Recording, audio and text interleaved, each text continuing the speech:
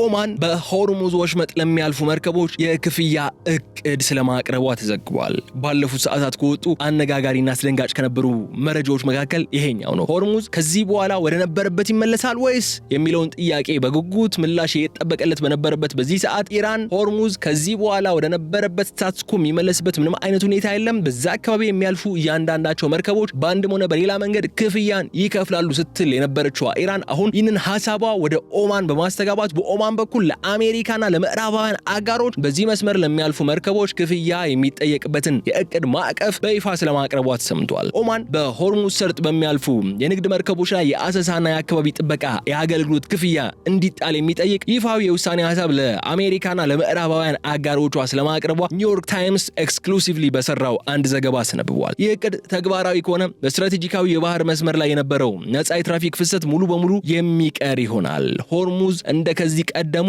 የሚሆንበት ጊዜ ያበቃል ማለት ነው። የካቲት 28 ቀን 2026 ላይ በአሜሪካና እስራኤል እንዲሁም በኢራን መካከል የተቀሰቀሰው ጦርነት ፊት በሰርጡ የሚያልፉ መርከቦች ምንም አይነት ክፍያ አይጠየቁም ነበር። አሜሪካና ሌሎች በርካታ ሀገሮች አሁንም ቢሆን ታዲያ መስመሩ ከጦርነቱ በፊት ወደ ነበረበት ሁኔታ እንዲመለስ እንጂ ስም ተሰጥቶት ቀረጥሚውን ክፍያም በሉት የአገልግሎትን በሉት ምንም በሉት የሚሰጥበት መንገድ በጽኑ እንደሚቃወሙ ነው የሚገልጹት። ምንም እንኳን እቅዱ አሁን በኦማን በኩል የቀረበ ስለመሆኑ ቢገለጽም ከኢራን ጋር ውይይቶች ተደርገውባቸው ነጋሊባፍ ናራግቺ ወደ ኦማን ሲያደርጓቸው የነበሩ ጉዞዎች ታስታውሷቸዋላችሁ። በሆርሙዝ ጉዳይ ውይይት እንዲደረግም በኢስላማባዱ ኤምኦዩ ያዛል። ኦማንና ኢራን ተነጋግረው በሰርጡ ቀጣይ እጣ ፋንታ ላይ እንዲወያዩ ምክረ ሐሳብ እንዲያቀርቡ የውሳኔ ሐሳብ እንዲያቀርቡ ያዛልና ኤምኦዩ በዛ መሰረት ንግግሮች ሲያደርጉ ነበር። አሁን የነዛ ንግግሮች ውጤት ሊባል የሚችል ነጥብ ነው እንግዲህ በኦማን በኩል ለአሜሪካ ያቀረበው። ምንም እንኳን በኦማንና በኢራን መካከል ንግግሮች ተደርገው ይህንን የውሳኔ ሐሳብ ቢቀርብም በክፍያው አፈጻጸም ላይ ግን አሁንም በሁለቱ ሀገራት ላይ የሐሳብ ልዩነት አለ እየተባለ ይገኛል የሚል ዘገባም ወጥቷል። ኦማን ክፍያው በማላካ ወሽመጥ እንደሚደረገው ሁሉ መርከቦች በበጎ ፈቃደኝነት የሚከፍሉት የአገልግሎት ክፍያ ወይም ሰርቪስ ፊ ነው ስትል ትገልጸዋለች። የኢራን ባለስልጣናት ግን ክፍያው ግዴታ ወይም ማንዳቶሪ መሆን አለበት እያሉ ስለመሆኑም የኒውዮርክ ታይምስ ዘገባ አሳይቷል። ነገር ግን የአሜሪካው ፕሬዚዳንት ዶናልድ ትራምፕ መሆኑ የውጭ ጉዳይ ሚኒስትራቸው ማርኮ ሩቢዮ እቅዱን በጥብቅ እየተቃወሙት ነው የሚገኙት። አሜሪካ ሰርጡ ታክስ ክፍያ ወይም ልገሳ ሳይጠየቅበት ወደ ነበረበት ነፃ ሁኔታ መመለስ አለበት የሚል ጽኑ አቋም አላት። በተመሳሳይ እንደ ሳውዲ አረቢያ ያሉ የባህረ ሰላጤው ሀገራትም አዲስ አሰራር እንዲጫንባቸው እንደማይፈልጉ ነው እየገለጹ ያሉት በአንድም ሆነ በሌላ መንገድ። አሜሪካና ኢራን በያዝነው ወር የሰኔ ወር አጋማሽ በተፈራረሙት የሰላም ማዕቀፍ ስምምነት መሰረት መርከቦች ለ60 ቀናት ያህል ያለምንም ክፍያ በነፃ እንዲያልፉ ተስማምተው ያለ ቢሆንም ከዚያ በኋላ ስላለው ዘላቂ አሰራር ግን አሁንም ንግግሮች ነው እየተደረጉ ያሉት። ነገር ግን የኢራን ባለስልጣናት ሰርጡ በምንም አይነት ሁኔታ ወደ ቀደመው ነፃ ሁኔታው በፍጹም አይመለስም፣ ይህንን የባህር መተላለፊያ መስመር የገቢ መንጭ ወይም የድርድር መጮቻ ካርድ ሌቨሬጅ ሆኖ ሊያገለግለን ይገባል የሚል ግልጽ አቋምን ይዟል። በዚህ መሰረት ነው ዛሬ ታዲያ የዕለቱን የልዩ ጥንቅር ፕሮግራማችን የጂኦፖለቲካዊ ሚዛን መለዋወጡ የኦማን አዲሱ ሚና በአደራዳሪነት በአሸማጋይነት ኒውትራሊቲን በመጠበቅ የምትታወቀዋ ኦማን አሁን እንደዚህ አይነት የውሳኔ ሐሳብ ይዛ መቅረቧ ምንድነው የሚያሳየው የሚለው እናነሳለን። የህግና የሉዓላዊነት ክርክርም ይነሳል ከዚህ ጉዳይ ጋር ተያይዞ እሱንም እንመለከተዋለን። የኢኮኖሚ ጫናና የዓለም አቀፍ የንግድ ስጋት እንዲሁም የአሜሪካና የባህረ ሰላጤው ሀገራት ምላሽ ለቀጣይ ጦርነት ስጋትን ሊያጭር ይችላል ወይ የሚለውን ነጥቦች ነው በስፋት እያነሳን ቆይታ የምናደርገው። ይህን የምንለው ደግሞ ለምን መሰላችሁ? ትራምፕ ከዚህ ቀደም ኢራንን ብቻ ሳይሆን ኦማንንም ሳይቀር ሊደበድቡ እንደሚችሉ ሲያነሱ አድምጠናል። ኦማንንም ሲያስፈራሩ ነበር።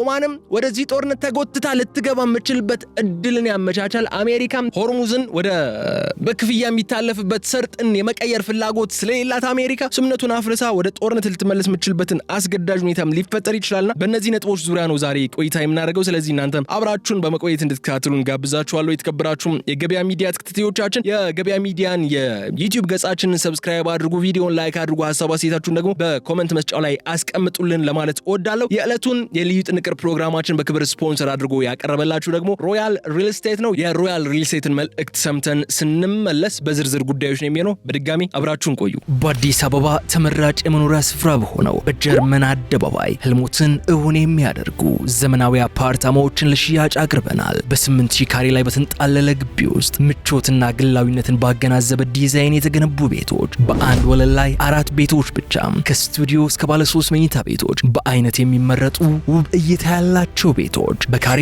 74000 ብር ብቻ። ይፍጠኑ። 30% ቅድመ ክፍያ ብቻ በመክፈል አሁኑኑ ይረከቡ።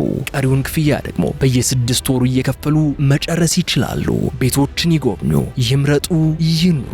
ሮያል ሪል ስቴት ቃላችን ተግባራችን ነው። አሁኑኑ ይደውሉልን። የሆርሙዝ ወሽመጥ ከየካቲት 28 ቀን 2026 እንደ አውሮፓውያን አቆጣጠር ማለትም አሜሪካና እስራኤል ከኢራን ጋር አስከፊ ጦርነት ከጀመሩ በኋላ ከዛ በፊት ወደ ነበረበት ነፃ የባህር ትራፊክ ፍሰት መንገድነት ሊመለስ እንደማይችልና የቀደመውን ስታተስ ኮን ሙሉ በሙሉ ሊቀይር የሚችል አዲስ እንዲሁም ታሪካዊ የሆነን ቀውስ ተደቅኖበታል። ኒውዮርክ ታይምስ፣ ኢራን ኢንተርናሽናልና ዳውን የተባሉ ዓለም አቀፍ የዜና ተቋማት ይፋ ባደረጉት ሚስጥራዊ ሰነዶችና ዘገባዎች መሰረት ኦማን በስትራቴጂካዊው የሆርሙዝ ሰርጥ በሚያልፉ የንግድ መርከቦች ላይ የአሰሳና የአካባቢ ጥበቃ አገልግሎት ክፍያ እንዲጣል የሚጠይቅ ይፋዊ ውሳኔ ሀሳብ ለአሜሪካና ለምዕራባውያን አጋሮቿ በይፋ ስለማቅረቧን ዘግቧል። ይህ እቅድ በዓለም ላይ ከሚንቀሳቀሱ አጠቃላይ የነዳጅ ንግድ ውስጥ 1/5 ያህሉን በሚያስተናግደው የባህር መተላለፊያ ላይ አዲስ አሰራርን ለመዘርጋት የመጣ ቢሆንም የዓለምን የኃይል አቅርቦት መስመርና የጂኦፖለቲካ ሚዛን ክፉኛ እያወከ ይገኛል የሚሉ መረጃዎችም እየወጡ ነው ያሉት። ያ የካቲት ላይ የተቀሰቀሰው ጦርነት የቀጠናውን ሰላም ብቻ ሳይሆን የባህር ላይ ንግድ ህጎችንም ጭምር በከፍተኛ ሁኔታ የቀየረ መሆኑን የሚያሳየው ይህ የኦማን ስትራቴጂካዊ እቅድ ደግሞ ቀደም ሲል ያለምንም ክፍያ ወይም የፖለቲካ ጋሬጣ በነጻነት ሲያገለግል የነበረውን ሰርጥ ወደ ጥብቅ ቁጥጥርና ወደ ገቢ ማስገኛነት ለመለወጥ የሚደረግ የመጀመሪያው ይፋዊ ሙከራ ሆኖ በታሪክ ተመዝግቧል። ይህ በኦማን የቀረበው የፖሊሲ ለውጥ ሐሳብ በዋሽንግተን በለንደንና በሌሎች የምዕራባውያን ዋና ዋና ከተሞች ዘንድ ከፍተኛ ድንጋጤን፣ ውጥረትንና ቁጣንም ፈጥሯል። አሜሪካና ሌሎች በርካታ የዓለም ሀገራት አሁንም ቢሆን መስመሩ ከጦርነት በፊት ወደ ነበረበት ሙሉ ነጻነትና ክፍትነት እንዲመለስ እንጂ በአገልግሎት ክፍያ ስም አዳዲስ የፍተሻ የክትትልና የቁጥጥር ስልቶች እንዲዘረጉበት በጽኑና ያለምንም ድርድር ተቃውሟቸውን እያሰሙ ነው የሚገኙት። ይህ የኦማን ያልተጠበቀ ዲፕሎማሲያዊ እርምጃ ግን ሀገሪቱ በቀጠናው ለብዙ አስርት ዓመታት በታማኝነት ስትገነባ የነበረውን ገለልተኛ የሽምግልናና የአስታራቂነት ሚናም ወደ ከባድ መላምትና ጥርጣሬ ውስጥ የሚከቱ ሆኗል። ከኢራን ጋር በመሆን የባህር በሩን ቁልፍ ሙሉ በሙሉ በእጃቸው ለማድረግም በጋራ እየሰሩ ነው የሚል ጥርጣሬን በምዕራባውያን የመከላከያ ሚኒስትሮች ዘንድ በከፍተኛ ሁኔታ እንዲያደርግ አድርገዋል። የሆርሙዝ ወሽመጥን ዓለም አቀፋዊና ክፍት ባህሪ በአንድ ጀንበር የሚቀይረው የተባለለት ይህ እቅድ በቀጣይ ቀናት ሊደረጉ ለታሰቡትና የቀጠናውን እጣ ፋንታ ለሚወስኑት የዲፕሎማሲ ንግግሮችም ትልቁና ዋነኛ አጀንዳ መሆኑም የተረጋገጠ ሲሆን የአጠቃላይ የዓለም አቀፍ የንግድ ፍሰትንም ወደ አዲስና አስገዳጅ አቅጣጫ ሊመራው እንደሚችል በርካቶች እየገለጹ ይገኛሉ።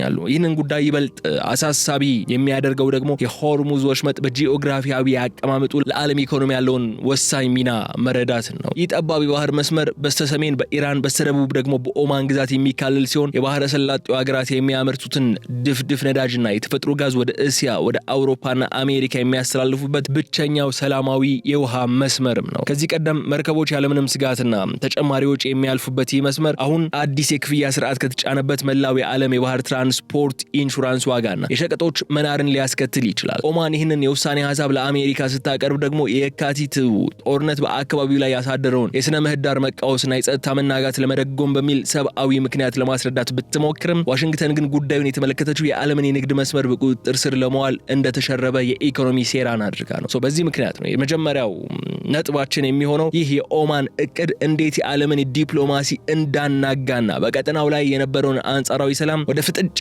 መድረክነት ሊቀይር እንደሚችል ነው የምናነሳው። የትራምፕ አስተዳደርና ምዕራባውያን ህብረት ይህንን እቅድ ሙሉ በሙሉ ውድቅ በማድረግ ብቻ ሳይሆን በሰርጡ አካባቢ ያለውን ወታደራዊ ዝግጁነታቸውንም እንዲጨምሩ የሚያስገድድ እንቅስቃሴ ወይም እርምጃ አድርጎታል። ኦማን በተለምዶ ከምዕራባውያንም ሆነ ከኢራን ጋር እኩል ወዳጅነትን በመስረት የምትታወቅ ብልህነት የተሞላውን ዲፕሎማሲ የምትከተል ሀገር ብትሆንም በዚህ የክፍያ እቅድ ምክንያት ግን ራሷን በትላልቅ የሀያላን ሀገራት ፍጥጫ መሃል እንድታስገባ የሚያደርግ እድልን ይፈጥራል። የአዲስ የባህር ላይ የፖሊሲ አቅጣጫም በቀጣይ ሳምንታትና ቀናት ውስጥ ሊፈነዳ የሚችል የፖለቲካና የወታደራዊ ግጭት መነሻ ሰነድ ሆኖም እየታየ ነው የሚገኘው። የሆርሙዝን ሰርጥ የነጻነት ታሪካውን አክትሞለታል በሚል በብዙ ባለሙያዎች ዘንድ ስጋትን እየተነሳ ይገኛል። የአዲስ የባህር ላይ ክፍያ ስርዓት ሐሳቡ በይፋ የቀረበውና ለአሜሪካ አስተዳደር የተላከው በኦማን ሱልጣኔት ዲፕሎማሲያዊ መስመር በኩል ይሁን እንጂ በእቅዱ ስልታዊ አፈጻጸምና በክፍያው ባህሪ ላይ በኦማንና በኢራን እስላማዊ ሪፐብሊክ መካከል እጅግ ጥልቅ የሆነ የፖሊሲ ፍላጎትና የሐሳብ ልዩነት መኖሩ ግን ዓለም አቀፍ ተንታኞች አሁን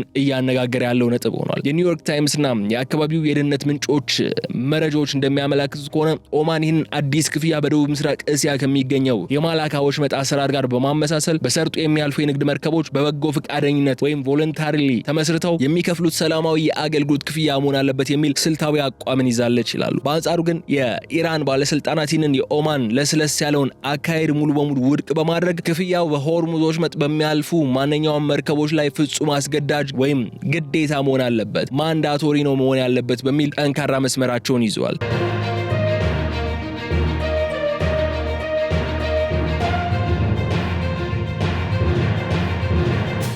ይህ በሁለቱ አጎራባች ሀገራት መካከል የተፈጠረው የሐሳብ መለያየት የሚያሳየው ደግሞ ኦማንና ኢራን ይህንን ወሳኝ የባህር በር ከተለየ የስትራቴጂክ ጥቅምና የብሔራዊ ደህንነት ስሌት አንጻር እየተመለከቱት ስለመሆኑ ነው። ይህንን የውስጥ ልዩነት በጥልቀት ስንመረምረው ኦማን ዓለም አቀፍ የባህር ሕግጋትን ሳትጥስ የባህረ ሰላጤው አጋሮቿን ሳታስቆጣና በዋሽንግተን በኩል ሊሰነዘር የሚችለውን ወታደራዊ ቁጣ ሳታስነሳ በዲፕሎማሲያዊ መንገድ የኢኮኖሚ ጥቅሟን ለማስከበርና የካቲቱን ጦርነት ያመጣውን ኪሳራ ለመጠገን ስትሞክር፣ ኢራን ግን ጉዳዩን የኃይል ሚዛን መለኪያና ምዕራባውያንን ክንድ መስበሪያ ወታደራዊ የበላይነቷንም ማሳያ ለማድረግ ስለመፈለጓ የሚያመላክት ተደርጎ ተወስዷል። የኢራን ባለስልጣናት ይህ ስትራቴጂክ ባህር መተላለፊያ መስመር ከየካቲቱ ጦርነት በፊት ወደ ነበረበት ነፃና የዓለምን ቁጥጥር የሚታለፍበት ሁኔታ በፍጹም እንደማይመለስ በይፋና በቴሌቪዥን መስኮቶቻቸውም ጭምር እየቀረቡ በግልጽ በማሳወቅ ላይ ናቸው። ቴህራን ይህንን የዓለም አቀፍ የንግድ ደም ስር እንደ ትልቅና አዲስ የረዥም ጊዜ የኢኮኖሚ ገቢ ምንጭ አድርጋ ማደራጀት ብቻ ሳይሆን ከትራምፕ አስተዳደርና ከምዕራባውያን አጋሮቻቸው ጋር ለምታደርገው ማንኛውም አይነት የረዥም ጊዜ ጂኦፖለቲካ ድርድርና እንደ ትልቅ ዲፕሎማሲያዊ መጫወቻ ካርድ ወይም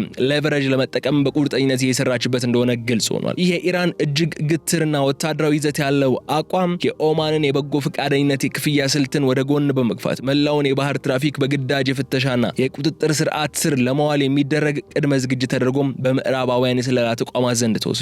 ኦማን በታሪኳ ሁልጊዜም በኢራንና በምዕራባውያን መካከል ሚስጥራዊ የሰላም ድልድይ በመሆን የምታወቅ በመሆኗ አሁን ግን ከቴህራን ጋር በሆርሙዝ ወሽመጥ ላይ የጋራ የቁጥጥር እቅድ ማውጣቷ በራሱ ትልቅ ስልታዊ ለውጥ ተደርጎ ነው የሚወሰደው። ነገር ግን የሁለቱ ሀገራት ስትራቴጂካዊ ጋብቻ በውስጡ የያዘውን ይህ የሐሳብ መለዋወጥና የክፍያ አፈጻጸም ፍልሚያ ራሱ በቀጣይ ቀናት ውስጥ በቀጠናው ላይ አዳዲስ የፖለቲካ አለመረጋጋትንና በሁለቱ ዋና ከተሞች ማለትም በሙስካትና በቴህራን መካከል የዲፕሎማሲ መቃወስ ሊፈጥር የሚችል ሌላ ድብቅ ስጋት ሆኖ ብቅ ብሏል። በዋሽንግተን በኩል ለቀረበው አዲስ የባህር ላይ የክፍያ እቅድ የተሰጠው ምላሽ ፍጹም ዲፕሎማሲያዊ ይዘት የሌለው ይልቁንም ፈጣንና ጠንካራ ወታደራዊ ዛቻዎችን ያዘለ ሆኖ ነው የተገኘው። የአሜሪካው ፕሬዚዳንት ዶናልድ ትራምፕና የውጭ ጉዳይ ሚኒስትሩ ማርኮ ሩቢዮ ይህንን የኦማንና የኢራንን የጋራ የውሳኔ ሐሳብ አጥብቀው የተቃወሙ ሲሆን የሆርሙዝ ሰርጥ ምንም አይነት ታክስ፣ ተጨማሪ ክፍያ ወይም ልገሳና ዶኔሽን ሳይጠየቅበት ወደ ነበረበት ነፃ የትራፊክ ሁኔታ በአስቸኳይ መመለስ አለበት የሚል አቋምን ይዘው ወጥቷል። ትራምፕ ከዚህ ቀደም የኦማን ወታደራዊ እንቅስቃሴዎችና ከኢራን ጋር ያላትን ስትራቴጂካዊ አጋርነትን አስመልክቶ በሰጡትና አስፈላጊ ከሆነ ኦማንን በቦምብ እንደበድባታለን የሚለው ጠንካራ ማስጠንቀቂያቸው ዋሽንግተን ለዚህ የባህር መስመር ክፍትነት የምትሰጠውን ብሔራዊ ደህንነትና የዓለም አቀፍ የኢኮኖሚ ዋጋን በግልጽ የሚያሳይ ነው። ማርኮ ሩቢዮ መሪነቱን የያዙበት የአሜሪካ የውጭ ጉዳይ መስሪያ ቤትን የኦማን እቅድ የኢራን ስውር ፍላጎት ማስፈጸሚያና ዓለም አቀፍ ንግድን የማገቻ ስልት አድርጎ የፈረጀው ከመሆኑ በላይ የዓለም አቀፍ ንግድ ነፃነትን አደጋ ላይ የሚጥል ማንኛውም አይነት አሰራር በወታደራዊ ኃይል ለመከላከል ዝግጁ መሆናቸውን ለጋዜጠኞቻቸው አስታውቀዋል። ለአሜሪካ አስተዳደር የሆርሙዝ ወሽመጥ ነፃነት የብሔራዊ ደህንነትና የዓለም አቀፍ የነዳጅ ገበያ መረጋጋት ዋነኛው ቀይ መስመር በመሆኑ በኦማን የቀረበው የውሳኔ ሐሳብ እንደ ዲፕሎማሲያዊ አማራጭ ሳይሆን እንደ ቀጥተኛ ጠባጫሪነት ተቆጥሮባቸዋል የሚለው ይህ የዋሽንግተን የጸናና የማይናወጥ አቋም የትራምፕ አስተዳደር በቀጠናው ላይ ሊወስድ የሚችለውን ቀጥተኛ ወታደራዊ እርምጃ እጅግ ቅርብ የሚያደርገው ከመሆኑም በላይ በዲፕሎማሲው መድረክ ላይ የተፈጠረውን ትልቅ መዘጋጋትና የጦርነት ደመናም በግልጽ የሚያሳይ ነው። ይህንን የአሜሪካን ጠንካራ ምላሽ ይበልጥ ያበረታታው ደግሞ ዋሽንግተን በባህር ላይ የምታራምደው የነጻ አሰሳ መርህ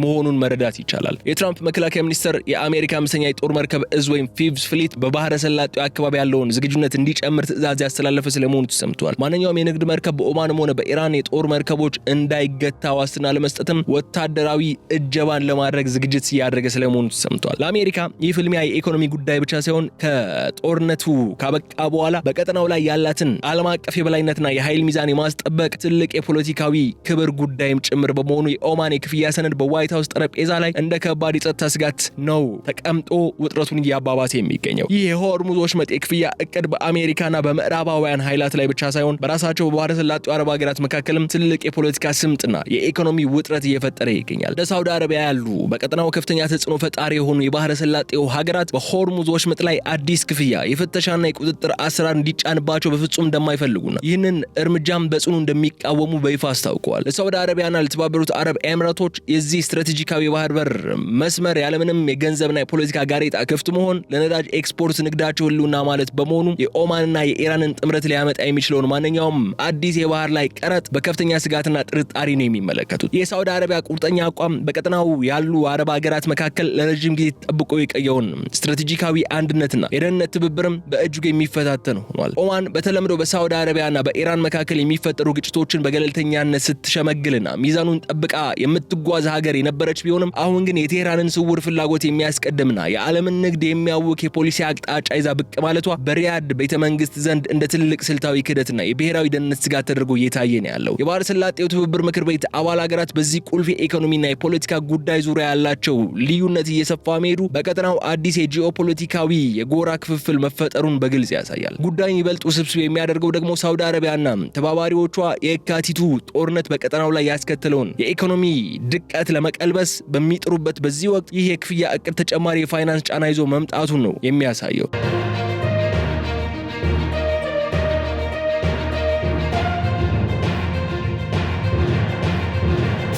የሪያድ ባለስልጣናት እንደሚከራከሩት በሆርሙዝ ወሽመጥ ላይ የሚጣል ማንኛውም አይነት ታክስ ወይም የአገልግሎት ክፍያ የባህረ ሰላጤውን ነዳጅ በዓለም ገበያ ላይ ያለውን ተወዳዳሪነት የሚያዳክምና የትራንስፖርት ወጪን ያለ ምክንያት የሚጨምር ነው። በዚህም ምክንያት ሳውዲ አረቢያ ከአሜሪካ ጋር ያላትን ወታደራዊ ስምምነት በማጠናከር የኦማንና የኢራንን የጋራ ዲፕሎማሲያዊ ግፊት ለመመከትና የባህር በሩ ወደ ቀደመው ነፃ ሁኔታው እንዲመለስ ለማድረግ በይፋዊም ሆነ በስውር መስመሮች ከፍተኛ ተጽዕኖ ለመፍጠር እየሰራች ትገኛለች። አሜሪካና ኢራን በሰኔ ወር አጋማሽ ላይ በፈረሙት የሰላም ማዕቀፍ ስምምነት መሰረት የንግድ መርከቦች ለ60 ቀናት ያህል ያለምንም አይነት ክፍያ ወይም ፍተሻ በነጻነት በሰርጡ እንዲያልፉ ከስምምነት ላይ ደርሶ የነበረ ቢሆንም ይህ ጊዜያዊ እፎይታ ግን በቀጠናው ላይ ዘላቂ ሰላም ሊያመጣን አልቻለም። በአሁኑ ወቅት ከዚህ ስልታዊ የ60 ቀናት የሽግግር ወቅት በኋላ ስላለው የረጅም ጊዜ አሰራርና የባህር ላይ ደህንነት ቁጥጥር አሁንም ቢሆን በሁለቱ ኃይላት መካከል እጅግ ከባድ የተወሳሰቡና እልህ አስጨራሽ ንግግሮች እየተደረጉ ነው የሚገኙት። የኦማኑ አዲስ የክፍያ እቅድ ይፋ ሆኖ ለአሜሪካ የቀረበውም ልክ በዚህ የ60 ቀናት ጊዜያዊ ስምምነት አፈጻጸም ሂደት ላይ በመሆኑ በድርድሩ መድረክ ላይ ተጨማሪ ትልቅ እንቅፋትና አለመተማመን የሚደቅን ይሆናል ተብሎ ተሰግቷል። ይህ ስምምነት የፈጠረው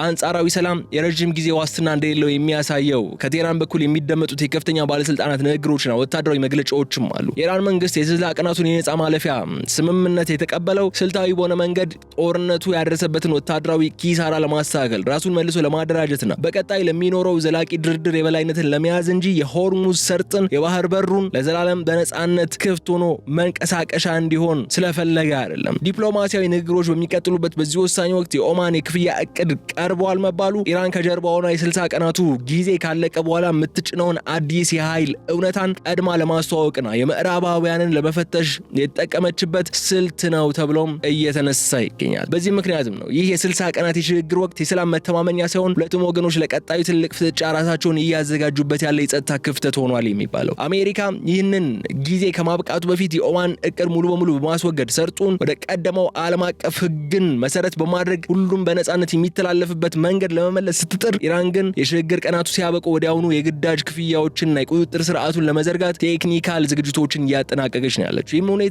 ጊዜው እያለቀ በሄደው ቁጥር በቀጠናው ላይ ያለውን ወታደራዊ ውጥረት በከፍተኛ ፍጥነት እንዲንርና መላውን ዓለም የ60 ቀናቱን ማብቂያ በከፍተኛ ስጋት እንዲጠባበቅ አድርጎታል። የሆርሙዝ ወሽመጥ የክፍያ እቅድ ከፖለቲካዊና ከወታደራዊ ፍጥጫው ባለፈ የዓለም አቀፍ የባህር ህግ መሰረታዊ መመሪያዎችና የሀገራትን የሉዓላዊነት ወሰን የሚፈታተን ትልቅ የታሪክና የክርክር ማዕከልም በመሆን በዓለም አቀፍ መድረክ ትኩረትን ስቧል። ኦማንና ኢራን የስትራቴጂካዊውን ሰርጥ እጅግ ጠባብ የሆኑ መተላለፊያ ክፍሎች በሉዓላዊ የባህር ግዛታቸው ስር እንደሚያስተዳድሩ የሚታወቅ ሲሆን በዚህም ምክንያት ለአሰሳ ደህንነት፣ ለትራፊክ መሪነትና ለተሽከርካሪ መርከቦች የአካባቢ ጥበቃ አገልግሎት ፍትሃዊ ክፍያ የመጠየቅ ሙሉ የህግ መብት አለን የሚል ጠንካራ መከራከሪያ ዲፕሎማሲያዊ በሆኑ መድረኮች ላይ እያዘጋጁ ይገኛሉ። በሌላ በኩል ግን የተባበሩት መንግስታት የባህር ህግ ስምምነትና የትራንዚት ማለፊያ መብት ድንጋጌዎች ማንኛውም ዓለም አቀፍ የባህር መተላለፊያ መስመር ለንግድ መርከቦች ያለምንም ጋሬጣ ፍተሻና የገንዘብ ክፍያ ክፍት መሆን እንዳለበት በግልጽ ይደነግጋል። የኦማን እቅድ ዓለም አቀፍ ህግን በግልጽ የጣሰ ነው በሚልም በአሜሪካና በአውሮፓ ህብረት በኩል ጠንካራ የህግ መልስ ምት ነው እየቀረበበት ያለው። ይህ እጅግ የተወሳሰበ የህግ ፍጥጫ በመንግስታትና በዓለም አቀፉ ማህበረሰብ ዘንድ ታይቶ የማይታወቅ ጥልቅ የሆነ ክፍፍልና አለመግባባትን በመፍጠርም የቀጠናውን ህጋዊ መዋቅር እያናጋ ይገኛል። አብዛኞቹ የዓለም የባህር ላይ ትራንስፖርት ተጠቃሚ የሆኑ ሀገራት የኦማንን አካሄድ ወደፊት ሌሎች ስትራቴጂካዊ ወሽመጦችም ጭምር በጣም አደገኛ ቅድመ ሁኔታን የሚፈጥርና መላውን የዓለም የባህር ትራንስፖርትና የኢኮኖሚ ስርዓት ምስቅልቅሉን የሚያወጣ ነው በሚል በይፋዊ መግለጫዎቻቸውም እያወገዙት ይገኛሉ። የኦማን ባለስልጣናት ግን የካቲት 28 ጦርነት በአካባቢው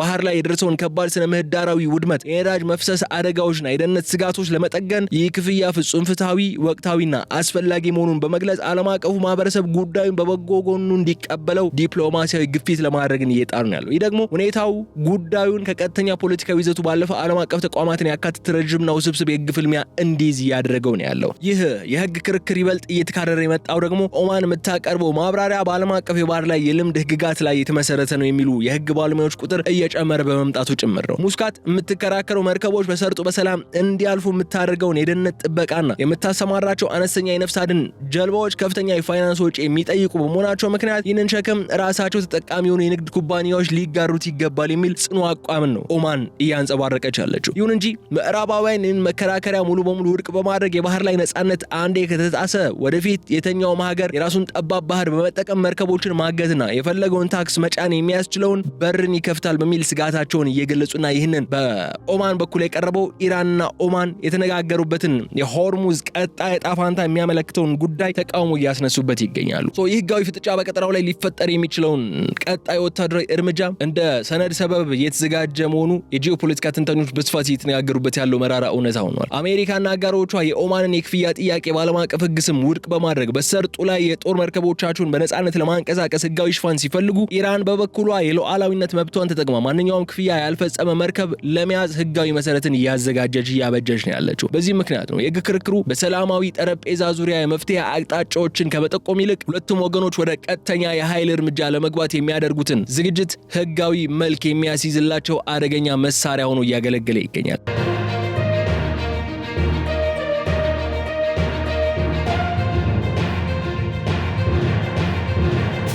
የአዲስ የባህር ላይ የፖሊሲ ሂደት ኦማንና ኢራንን ከአጎራባች ሀገራት ብቻ ሳይሆን ከቀሪው ዓለም አቀፍ ማህበረሰብ ሙሉ በሙሉ ሊነጥላቸው የሚችልበት ስጋት ግን አሁን በከፍተኛ ሁኔታ እየተሰማ ይገኛል። ኦማን ለብዙ አስርት ዓመታት ስትከተለው የነበረውን የሁሉም ወዳጅ የክፉ ቀን አስታራቂ መሆን ዲፕሎማሲያዊ ባህል አሁን ከኢራን ፍላጎት ጋር በማበር የዓለምን የንግድ አደጋ ላይ የሚጥል አሰራር ይዛ መቅረቧ ያንን የቆየውን የአስታራቂነት ምስሏን እያደፈረሰው ይገኛል። የዓለም አቀፍ ማህበረሰብ ይህንን የሁለቱ ሀገራት ስምምነት እንደ ስትራቴጂካዊ አፈና አድርጎ የሚመለከተው በመሆኑ ምክንያት በሁለቱ ሀገራት ላይ የኢኮኖሚና የዲፕሎማሲ ማዕቀብ የመጣል እድሉም ሰፊ የሆነ መጥቷል። ይህ እርምጃ የባህረ ሰላጤው አካባቢን ብቻ ሳይሆን መላውን ዓለም አቀፍ ግንኙነት ወደ አዲስ የፍጥጫ ምዕራፍን እያሻገረው ይገኛል። ይህ ዲፕሎማሲያዊ መገለል በተለይ ለኦማን ከባድ የፖለቲካና የኢኮኖሚ ዋጋ ሊያስከፍል የሚችል እንደሆነም ተንታኞች አሁን በስፋት እየገለጹ ነው ያሉት። ሀገሪቱ ከአሜሪካና ከምዕራባውያን ጋር ያላትን የጠበቀ የኢኮኖሚ ትስስርና የደህንነት ትብብር ሊቋረጥ የሚችልበት ከባድ ሁኔታ መፈጠሩ ብቻ ሳይሆን በባህረ ሰላጤው የትብብር ምክር ቤት ውስጥ ያላትን ታሪካዊ ተሰሚነትንም አደጋ ላይ ሊጥለው የሚችል ጉዳይ ነው። ኢራን ቀድሞውኑም በምዕራባውያን ማዕቀብ ውስጥ የቆየች ሀገር በመሆኗ ይህ አዲስ ቀውስ ብዙም ባይጎዳትም ኦማን ግን ከዓለም አቀፉ ማህበረሰብ የምትነጠልበትና በኢራን ወታደራዊ ጥላ ስር ሙሉ በሙሉ እንድትወድቅ የሚገፋት በመሆኑ የአካባቢው መንግስታት ጉዳዩን በከፍተኛ ጥንቃቄና ስጋትን ነው እየተካተሉት የሚገኙት። የዚህ ዲፕሎማሲያዊ ስምጥ መስፋት በኦማን ውስጥ ባሉ ከፍተኛ የፖሊሲ አውጪዎች ዘንድም ውስጣዊ ውጥረቶችና አለመግባባቶችን መፍጠሩ አልቀረም። አንዳንድ የሙስካት ዲፕሎማቶች የዚህ አይነቱ ከባድ የክፍያ እቅድ ሀገሪቱ ከታሪካዊ አጋሮቿ በተለይም ከምዕራባውያን ከሳውዲ አረቢያ ጋር ወደማይቀለበስ ጠብ ውስጥ እንደሚከታት እያሳሰቡ ይገኛል። ነገር ግን ከኢራን በኩል የሚመጣው የኢኮኖሚ ጫና ኦማን በያዘችው አዲስ መንገድ ላይ እንትገፋበት እያደረጋት ሲሆን ይህም ሁኔታ ሀገሪቱን በቀጠናው ካሉ የኢኮኖሚ አጋሮቿ ጋር ያላትን የሁለትዮሽ ስምምነቶች ሙሉ በሙሉ ጥያቄ ውስጥ የከተታቸው ይገኛል። የዓለም አቀፋዊ መገለል ደግሞ በቀጠናው ላይ አዲስ የኃይል አስተላለፍ እየፈጠረ መሆኑን መገንዘብ ይቻላል። ኦማንና ኢራን በምዕራባውያንና በአረብ ሀገራት በኩል የሚደርስባቸውን ዲፕሎማሲያዊ ጫና ለመቋቋም ሲሉ ከሌሎች ታዳጊ የዓለም ኃይላት ጋር አዳዲስ ስትራቴጂካዊ ግንኙነቶችን ለመመስረት ጥረት እያደረጉ ነው ያሉት። ይሁን እንጂ የሆርሙዝ ወሽመጥ የሁሉንም የዓለም ሀገራት ጥቅም የሚነካ በመሆኑ ይህ ጥረት በቀላሉ ሊሳካ እንደማይችልና ሁለቱ ሀገራት ከዓለም አቀፉ የንግድና የፖለቲካ መድረክ ይበልጥ ተገለው ወደ ከባድ የኢኮኖሚ ቀውስ ውስጥ የመግባት እድላቸው እጅግ ሰፊ ስለመሆኑ በተግባር እየተመለከትን እንገኛለን። ይህንን ብለን የዕለቱን የልዩ ጥንቅር ፕሮግራማችን ስናጠቃለል ግን የተከበራችሁ የገበያ ሚዲያ ተከታታዮቻችን የኦማን የክፍያ እቅድና የኢራን አቋም የአሜሪካን ቀጥተኛ ወታደራዊ ምላሽ በማስከተል ቀጠናውን ወደ ሌላ አጥፊና ሁሉን አቀፍ ጦርነት የመክተት እድሉ በአሁኑ ወቅት እጅግ ከፍተኛ ደረጃ ላይ ደርሷል ወደሚለው ድምዳሜ ሊያመራልን ይችላል። የፕሬዚዳንት ዶናልድ ትራምፕ አስተዳደር ከዚህ ቀደም የሰጠውን ወታደራዊ ማስጠንቀቂያ መልእክት በተግባር ለመዋል የጦር መርከቦችና የፊፍዝ ፍሊት ልዩ ኃይላት ወደ ሆርሙዝ ወሽመጥ የሚያስጠጋ ከሆነ በሰኔ ወር የተፈረመው የ60 ቀናት የሰላም ማዕቀፍ ጊዜው ሳያበቃ እንዲሁም አዲስ ዘላቂ ስምምነት ላይ መድረስ ሳይቻል ሲቀር ቀጥተኛ ወታደራዊ ግጭት መፈጠሩ የማይቀረው መራራ እውነት እየሆነ መጥቷል። የአካሄድ በተለይም የክፍያ እቅዱን ይፋ ያደረገችውን ኦማንን በቀጥታ ወደ ኢራንና በአሜሪካ መሪነት በሚንቀሳቀሰው የምዕራባውያን የጦር አዙሪት ውስጥ ሳትወድ በግዷ ገትቶ ሊከታት የሚችልበት በርም በሰፊው ተከፍቷል። ይህ ወታደራዊ ዝግጁነት መናር በቀጠናው ላይ ባሉ የንግድ መርከቦችና ዓለም አቀፍ የነዳጅ ኩባንያዎች ላይም ከፍተኛ ድንጋጤና የዋጋ መዋዠቅን መፍጠሩ አይቀርም። የባህር ላይ ስልታዊ ተንታኞች እንደሚገልጹት አሁን የ60 ቀናቱ የሽግግር ወቅት ማብቂያ እየተቃረበ በመጣ ቁጥር በማንኛውም ሰዓት በሚፈጠር ስህተት ወይም የተነሳሽነት እርምጃ ምክንያት ታላቅ የባህር ላይ ውጊያ ሊቀሰቀስ ይችላል ይላሉ። አሜሪካ